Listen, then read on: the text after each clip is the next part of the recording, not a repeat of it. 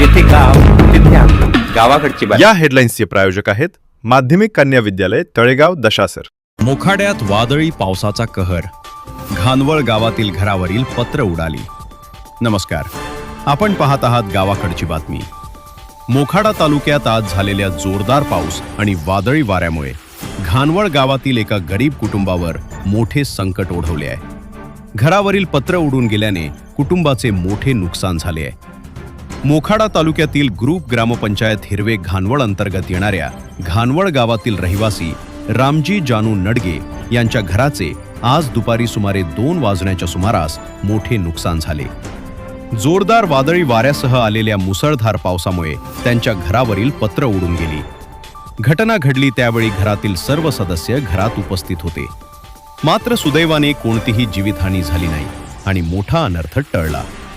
अचानक आलेल्या वादळामुळे घरातील धान्य, कपडे तसेच इतर जीवनावश्यक वस्तू भिजून मोठे नुकसान झाले आहे. रामजी नडगे यांची आर्थिक परिस्थिती अत्यंत हलाखीची असून ते मोलमजुरी करून आपल्या कुटुंबाचा उदरनिर्वाह करतात. कुटुंबात एकूण 8 सदस्य वास्तव्यास आहेत. घराचे मोठे नुकसान झाल्याने कुटुंबियांसमोर गंभीर संकट उभे राहिले आहे.